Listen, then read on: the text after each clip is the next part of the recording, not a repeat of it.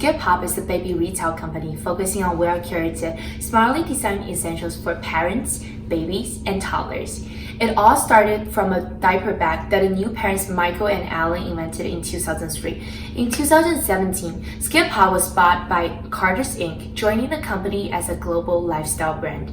Its core philosophy begins and ends with must have made better. Over the past 17 years, Skip Hop has undergone a lot of changes, yet has continued to remain one of the top players in the industry. Through our interviews with various department heads, we identified 3 key areas that we believe Skip Hop has demonstrated successful management practices: conflict resolution, feedback systems, and adaptation to culture change. Workplace conflict is inevitable in a team environment where employees of various backgrounds and working styles are brought together for a shared business purpose.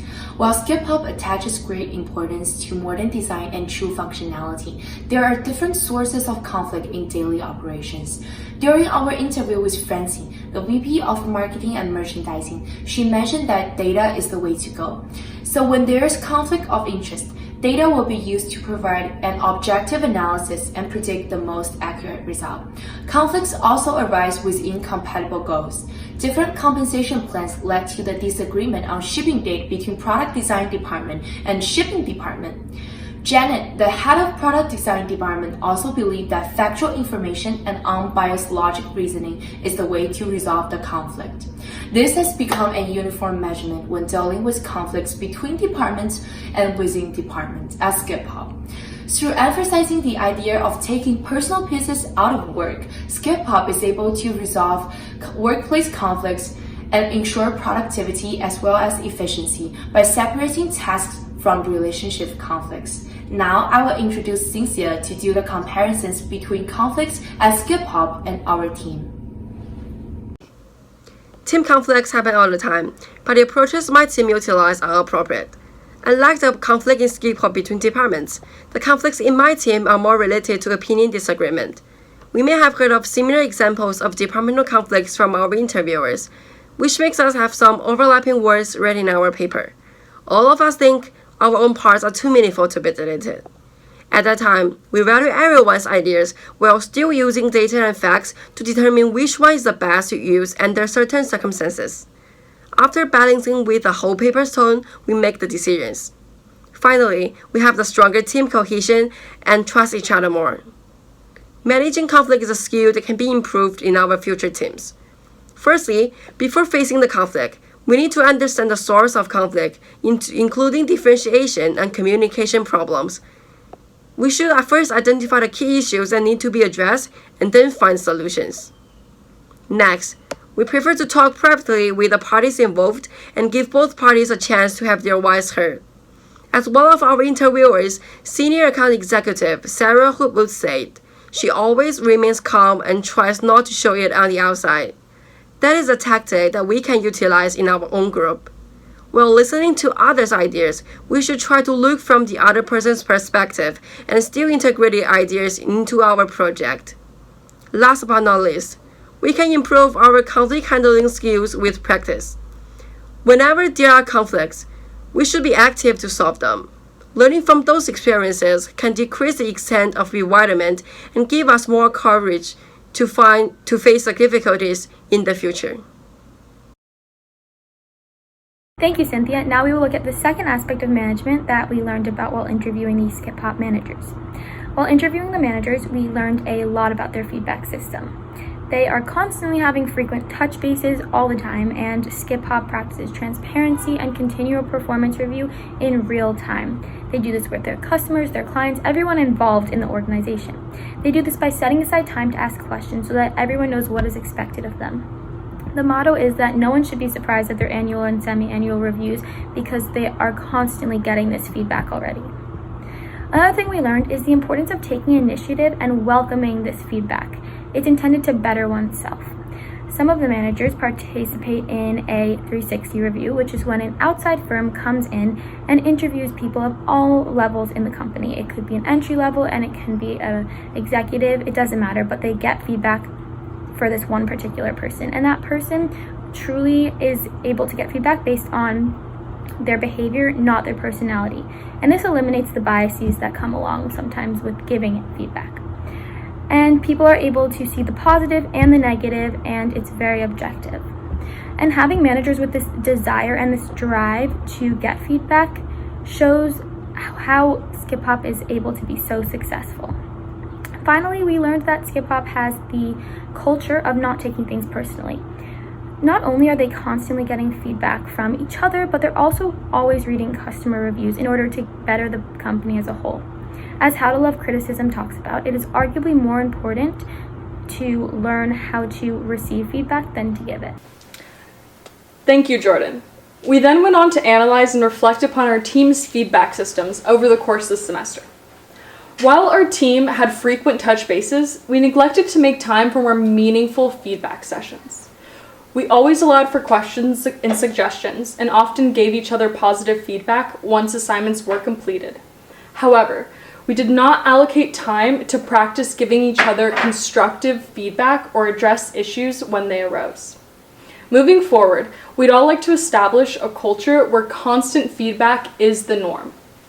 Since we know that this can be difficult to do, we would try to develop that culture over time by having more meaningful interactions and setting a bi-weekly date to practice giving and receiving feedback until it becomes to feel natural. The ultimate goal would be to have consistent real-time feedback at every point in the team process, not just at bi-weekly sessions. We also want to have more one-on-one member interactions to help avoid fundamental attribution error.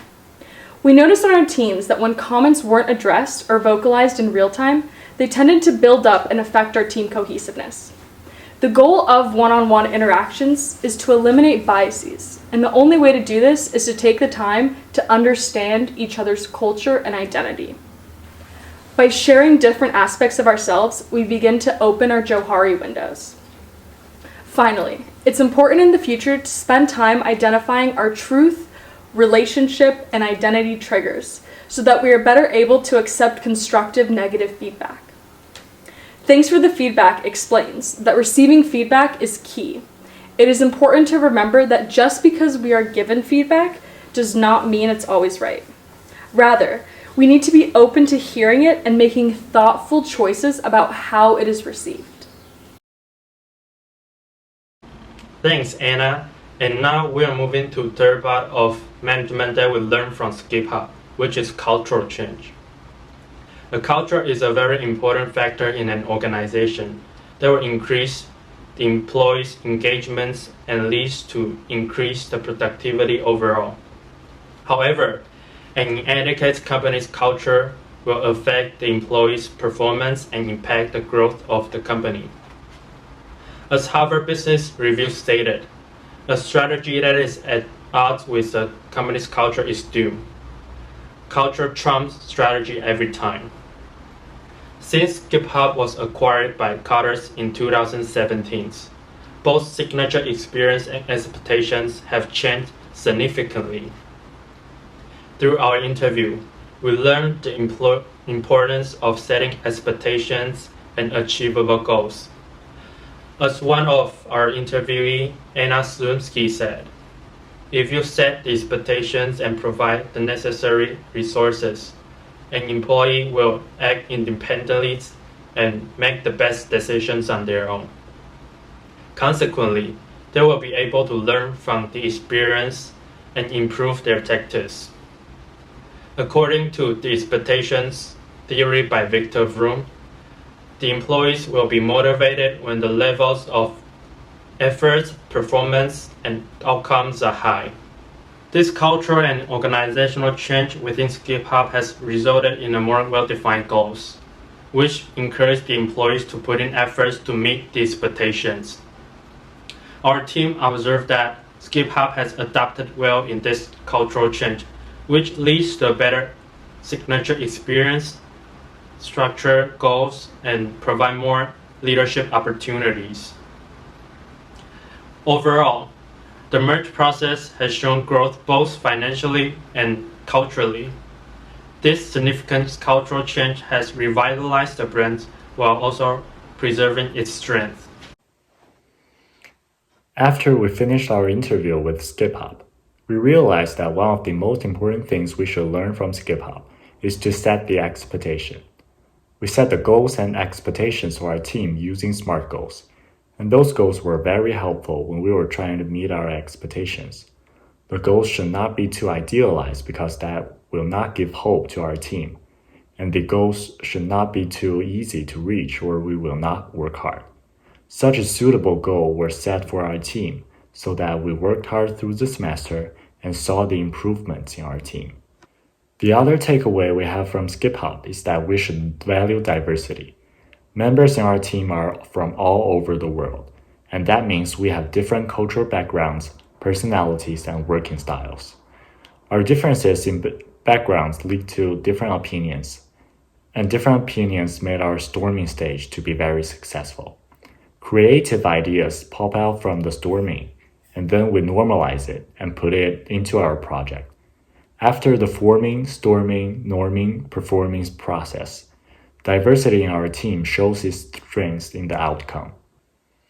The major change in this semester's group activities is moving online. Meeting through Zoom has been a hard transition for us because we have 3 different time zones. However, our team adopted the new routine well because we care about each other. We make sure no one is exhausted due to the meeting time. For example, we used to meet in the afternoon Eastern Standard Time, but we changed our meeting time to the evening because Jerry is in Taiwan and the old time doesn't work for him.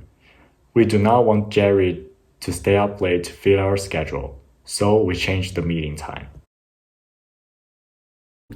What I learned from this experience is to embrace being your own leader. When we start to see each moment as an invitation to lead, we will leap toward our highest potential. Timely communication is vital to solve conflicts and increase teamwork efficiency. I will continue being approachable and put all my effort to contribute creative ideas to my future teams. I learned that it is okay to ask questions in order to try to improve yourself, and it's also okay to advocate for yourself. Over the course of this semester, I learned that it's important to spend time getting to know the people that you're working with so as to establish a sense of trust. Also, I learned that it's important to show appreciation and to give people compliments when they do things well. One thing that we can improve as a team will be giving constructive feedback.